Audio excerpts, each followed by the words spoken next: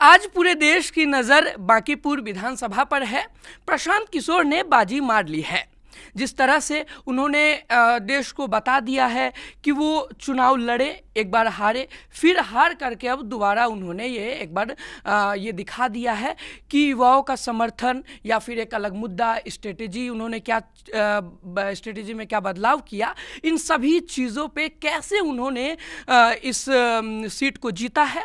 और कई लोग ये कह भी रहे थे कि ऐसा कुछ नहीं होगा, चमत्कार ही होगा तो प्रशांत किशोर जीत पाएगा, नहीं तो ये नितिन नवीन जीतते आ रहे, बीजेपी का गढ़ है। हमारे साथ दो सहयोगी बैठे हुए हम स्टूडियो में हैं और इस पर इनसे बात करेंगे, इनके अनुभव को समझेंगे कि क्या इन्हें लगता था ऐसा होगा या फिर इनके लिए भी ये चमत्कार ही है। तो आपको लगता था क्या पहले कि कुछ ऐसा होने वाला है? देखिए, बांकीपुर का चुनाव स्ट्रेटजी के हिसाब से इम्पोर्टेंट इसलिए था क्योंकि ये भारतीय जनता पार्टी के जो अध्यक्ष हैं उनका छोड़ा हुआ सीट है। प्लस ये पटना में भारतीय जनता पार्टी के मतलब दशकों से इस सीट पे वो जीतते आए थे। प्लस भारतीय जनता पार्टी ने पूरी पावर वहाँ लगा दी। अपने 40 जो सबसे बड़े बड़े वक्ता थे, जिसमें चीफ मिनिस्टर हैं, जिसमें भारतीय जनता पार्टी के प्रेसिडेंट हैं, जिसमें संगठन के बड़े बड़े लोग हैं, वो सब पटना में डेरा डाले हुए थे। सरप्राइज़ हो जाएगा तो तभी, और मिराकल हो जाएगा तभी ये चुनाव जीतेंगे, ये बात थी। लेकिन पिछले 10-15 दिन से जब फिज़ा बदली वहाँ पे, इसमें कई चीज़ों का बहुत रोल था, जिसमें जो जैसे जेनजी ने विरोध किया दिल्ली में भी, और जेनजी का एक माहौल बना पूरे देश में, और पटना में भी जो जेनजी का प्रदर्शन हुआ, तो जेनजी के प्रदर्शन के बाद ये तय हो गया था कि ये वो वर्ग है जो इनको वोट नहीं करेगा। Cutting across the party line, cutting across the caste, cutting across the society, cutting across the community. तो ये लग रहा था कि चाहे किसी कम्युनिटी का जेनजी हो, इनको वोट नहीं करेगा, नंबर 1। नंबर 2 ये था कि बीजेपी का जो कोर वोट है, अभी देखना पड़ेगा कि डेटा में क्या आ रहा है, पर बीजेपी का जो कोर वोट है वो दरक गया है। उसमें दरक गया होगा, दरार आई होगी। थोड़ा उसको बारीकी से देखेंगे तब उसकी समीक्षा आपके लिए आसान होगी। जो दूसरे और वोट हैं जिसमें फॉरवर्ड क्लास के वोट हैं, वो वोट भी बटा है।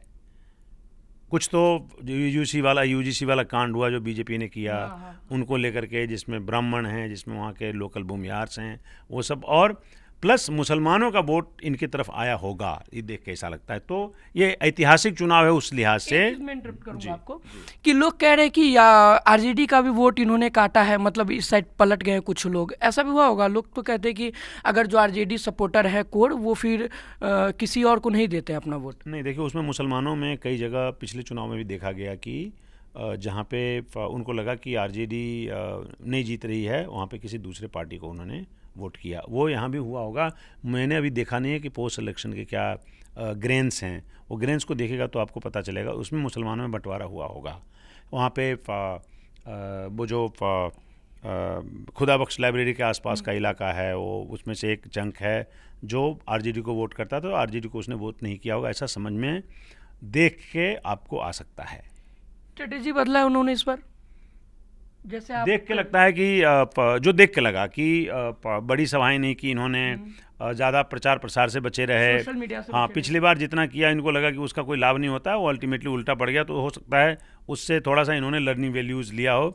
तो इस बार ये बिल्कुल लो प्रोफाइल रह के प्लस इन्होंने कार्यकर्ताओं के साथ रहे, और लड़ाई की उस दिन देखा आपने, इनकी एक तस्वीर चल रही थी जो थाने में गए और एसएचओ के साथ बैठे हुए हैं और उससे लड़ाई कर रहे हैं।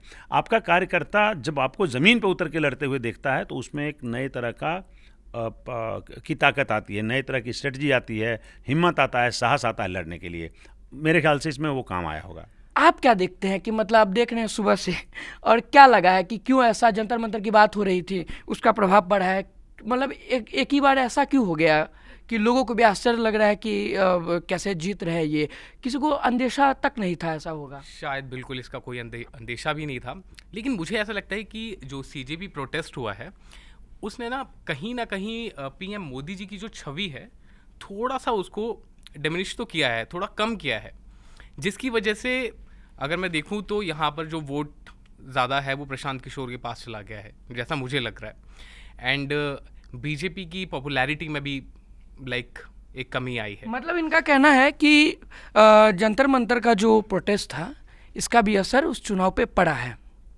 एक अंतिम मैं सवाल आपसे पूछूंगा, इसका असर आने वाला विधानसभा जो चुनाव है उस पर पड़ेगा? प्रशांत लहराएंगे परचम? देखिए, अभी तो आने वाला विधानसभा चुनाव तो बहुत दूर है, उसकी तो बात ही छोड़ दीजिए। अभी इस चुनाव का असर अभी के जो कंटेम्प्रेरी पॉलिटिक्स पूरे देश की, केवल बिहार की नहीं, कंटेम्प्रेरी पॉलिटिक्स पे क्या फ़र्क पड़ेगा, अगले आने वाले विधानसभा चुनाव जिसमें पंजाब है, जिसमें गोवा है, जिसमें उत्तराखंड है, जिसमें उत्तर प्रदेश है, उस पर क्या फ़र्क पड़ेगा, उस पर बात करिए। और फिर इन सब चीज़ों से अगर आपकी ताकत और ऊर्जा बच जाए तो बात करिएगा कि इसका प्रभाव ये कैसे एस्केलेट करेगा जो 2029 के चुनाव में जो लोकसभा चुनाव उस पर क्या फ़र्क पड़ेगा।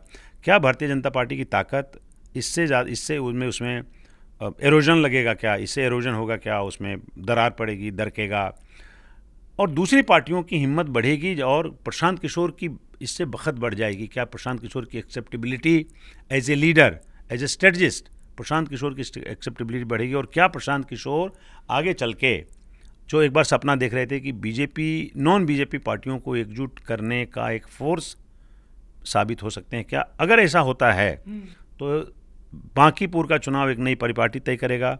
बांकीपुर का चुनाव इस देश में पार्टियों की स्थितियां तय करेगा। बांकीपुर जो है ताबूत में आखिरी कील साबित होगा कुछ पार्टियों के लिए, जिसमें हो सकता है आरजेडी गायब हो जाए। तो ये काफ़ी, मतलब एक सीट का चुनाव बहुत सारे बदलावों की तरफ आपको इशारा। एक लाइन में पूछूंगा, आरजेडी और तेजस्वी यादव के लिए प्रशांत किशोर सबसे घातक साबित होंगे आगे आने वाले समय में? बिल्कुल है, सबसे ज़्यादा डैमेज उसी को करेंगे। ये आपने जो सुना ये 30 सालों का अनुभव है। बाकी आप डायलॉग्स देखते रहिए,